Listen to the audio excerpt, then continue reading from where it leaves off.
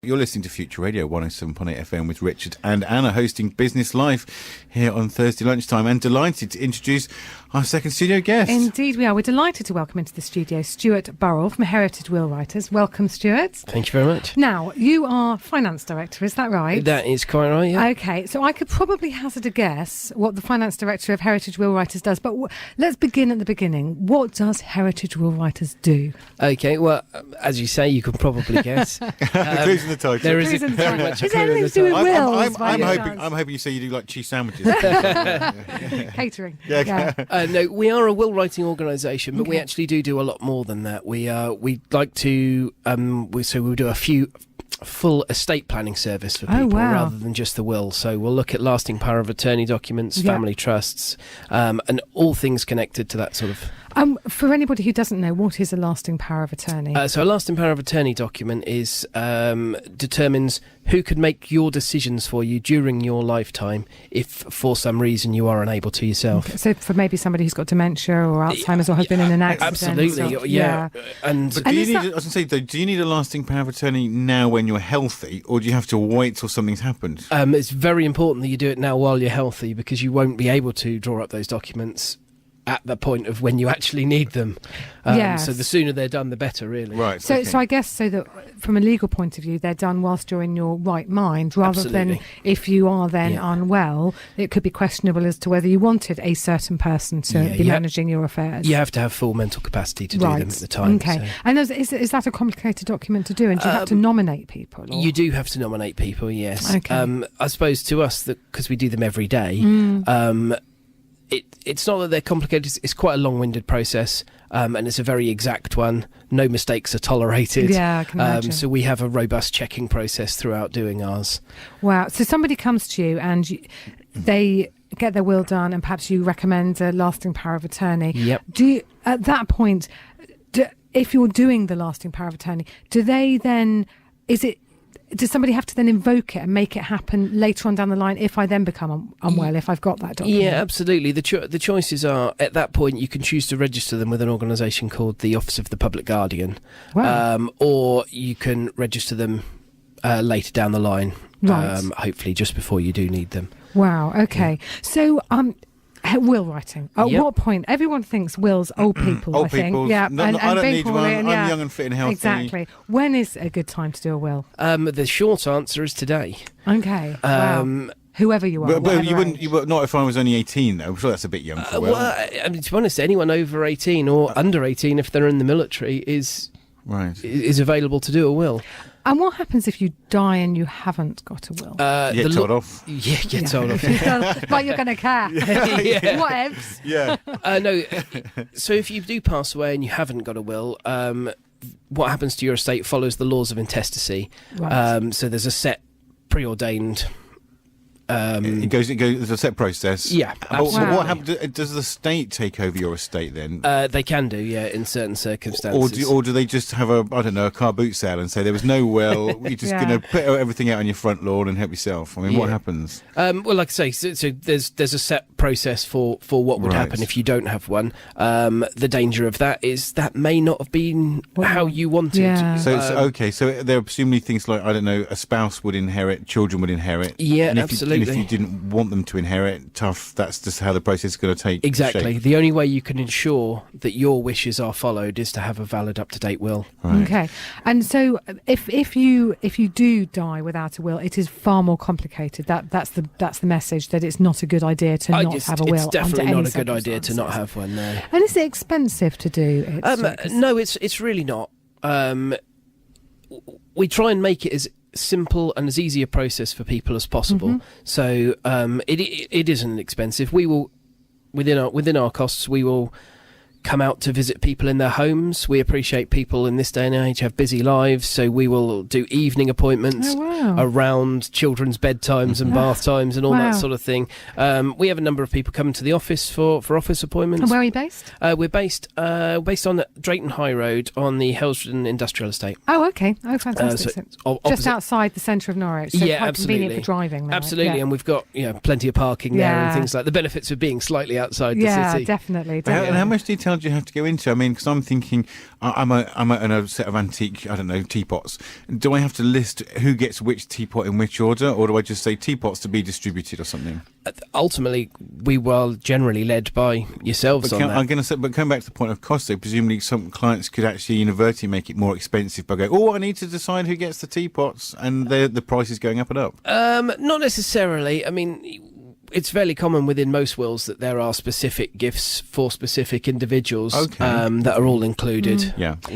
And so literally, do you have a set price for a will? Or? We do, yes. Oh, okay. So literally, you go in, people know what they're going to pay. If they then want a lasting power of attorney, it's more. Absolutely. And so on and so forth. Yeah. So when people book the appointment with ourselves, we send them out confirmation. Within that is a price list. The prices are all on our website as well. So. Okay. And so from what sort of price are you talking about for a will? So a standard will is £165. Gosh, that's not as much as I thought it would be. I thought you were going to say £1,000, actually. Yeah, that's amazing. Yeah. Okay. Wow, so there you go. Common misconception that they're more Absolutely. expensive than people. Yeah. That they're not as expensive as people think. That perhaps the misconception is that people think wills are expensive. Included within that as well is entry onto the National Will Register, which is a national register as it suggests. And explain the importance of that, though. Why would I want to be on the register anyway? Ultimately, if you do your will with us, your beneficiaries may not know that you did your will with us. Right, and even though they may know it now, I'm guessing in 20, Exactly. 30 years' time, we've all moved around and shuffled a bit. Where did Richard put that will again? What happened to that? Yeah, absolutely. So if you're on the register, I'm guessing they can just tap into the register, Richard's will, and it pops up or something? Yeah, and it will tell you where the most recent will was done, which company has done it. We also offer a client care package. So for a small annual fee, the clients can update their wills free of charge, and we store it securely on our premises. And that's probably not a bad thing, because I'm guessing people... Do they make the mistake of writing a will and then 10 years later not realising it's gone out of date a bit? Absolutely. I mean, to have an up-to-date one is just as important as to have one. Yeah. People's lives and circumstances change all the time. New children, Or different spouse. moved house, different spouse, blended families, more teapots to share between grandchildren and stuff like that. I'm using teapots as a fairly random example. Are you trying to hint to the production team that you want a cup of tea? It's roundabout way. Do you think they'll get the clue? I don't know. Let's wait and see. Let's play a track and find out whether they have. And then when we come back, we'll learn more about heritage will writers. I think we'll do. That's a great plan. And so we're talking about wills and things. If you'd like to get in touch, you can text the word future and then your message to 666. Tweet us at Future Radio or email studio@futureradio.co.uk. You're listening to Business Life with Richard and Anna, chatting away to our studio guest. We are indeed. We're delighted to be joined in the studio by Stuart Burrell from Heritage Will Writers. Now, Stuart, I wanted to ask, do you have a lot of will writers? How many people are you employing? So we employ about 45 people. Wow. I thought you were going to say 5 people. Yeah. I don't mean that unkindly, because I wouldn't have thought there was lots of people need wills. Surely they're all on it and have got a will. But oh no, I mean there's quite a large percentage of the population that still are without a will. Right. That's astounding. And do you think that is this perception thing that people just think it's for old people? Do you think that's what it's you expensive, need to change? it's complicated, it's not for me another 20 years? I think that's definitely a big factor actually. I mean, we've actually as a company we've just exhibited at the wedding show at the weekend. Oh yes, the EDP one at the showground. That's a big show. Yeah, absolutely. So, wow. And we're doing we've got plans to do mother and toddler events Good and idea. things like that to sort of to try and speak to the people that are of that generation, the younger generation. Absolutely. And did you find at the wedding show, for example, I'm just thinking because there must have been a huge footfall there. Yeah. Do a lot of people who came to your stand, did they not have wills? A big percentage of them, yeah. Absolutely. Hence employing 45 people to help address the issue. I guess you wouldn't think about it if you're getting married. I would think dress, snacks, wife. That would be on my list, sort of shopping list. I wouldn't necessarily think will as well. But then I suppose when you get married, it changes where things go. Very important, because actually once you get married, that revokes any will you did have.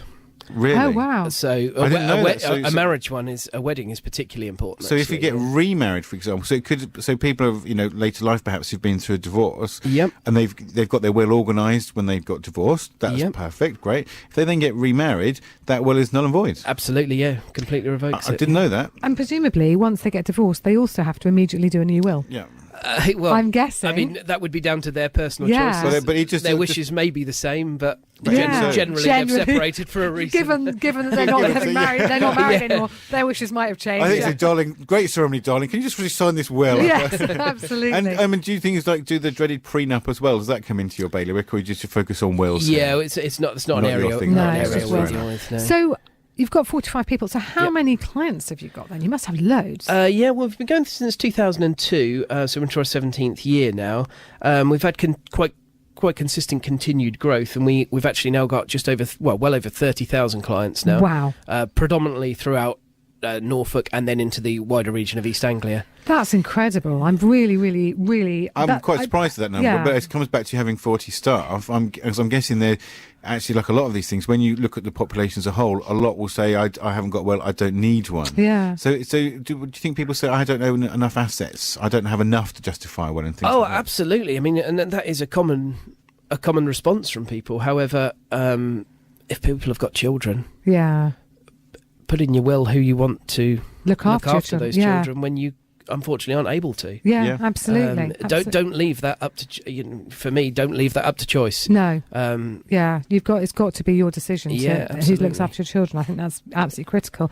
So 30,000 clients, or more than 30,000 clients. Yeah. That's a pretty good way of measuring success. Is that how you measure success? Oh, that's absolutely one of the ways. We also got some industry recognition last year. Oh, okay. So we won the Wills and Probate Award for the Regional Will Writer of the Year. Wow, that's amazing. Yeah, actually, we're up for another award next month, which is the we're a finalist in the Best Will Writing Organisation, which is a national award held down in London at the end of March. So you're a finalist for that? Yes. And what makes a good will writer? Because I'd have thought, given the sort of legality around it, they're all exactly the same. Clearly not.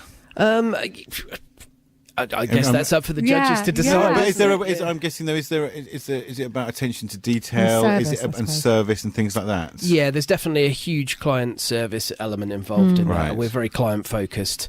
Yeah, you mentioned that, and that you'll go out to. I think that's really important, especially what you've said is, a good time to think about wills is when you've had children or you're getting married, and that's generally speaking young to middle age. Yeah. And I think actually that's incredibly important, that you don't suddenly get, I'm sorry, you have to come into the office between 9 and 5. Well, I'm feeding my children at 5 o'clock and I can't. So if you're going to go out and visit, we both work full time. Yeah, that's really hard. And presumably it's a good idea to have both people in the room at the same time when you're doing wills, isn't it? It's almost essential, yeah. You can't have one of them deciding, I think the estate should go to X, Y, and Z. Yeah, okay. So if anybody wanted to get hold of you and talk to you, are you happy to just talk to people who just want a bit of advice? Oh, absolutely. And so you encourage people to get in touch? Oh, absolutely, yeah. Brilliant. So how do they get in touch with you then? Okay, so our direct number is Norwich 01603 894 500. Yep. We've got a client service team there that are happy to take all calls and can direct them as necessary. Very good. I'll just give you that number again because I managed to grab it. So it's 01603 894 500. Yes, that's right. And we can find you online as well, I guess. Absolutely. Heritage Will Writers. We're actually, our web address is heritagewills.co.uk. Heritage, much easier actually. Much easier. Heritagewills.co.uk. Brilliant. And so the message I think is loud and clear that if you haven't got a will, you need one. Absolutely. And get in touch. Yeah, definitely. And welcome calls. And if you're getting married, I'm learning here, if you're getting remarried, then actually, if you've got a will, the marriage supersedes that, which I didn't appreciate at all. So brilliant. I feel like I've learned an awful lot this afternoon. Thank you very much. Very good. That's fabulous. Thank you for coming in, Stuart. That's great. Worries. That's fantastic. Thank you. No worries. Thanks for having me. You're very welcome. We're very welcome. We were talking there to Stuart Burrell from Heritage Will, who are Heritage Will Writers, who write wills. heritagewills.co.uk online. Yeah, we love that. And we ought to say thank you for coming in. And we always say, of course, that there are other services available. And if you are thinking that you need to have a will, then if you haven't got one, go and talk to someone who knows more about this than we do. Yes, don't talk to us. Don't talk to us. Although we know more now than we did 20 minutes ago. I could probably have a go at writing one. No, I wouldn't go. No, don't get ideas above your station. Okay, I'll stick to pushing the buttons here in the studio. Future Radio 107.8.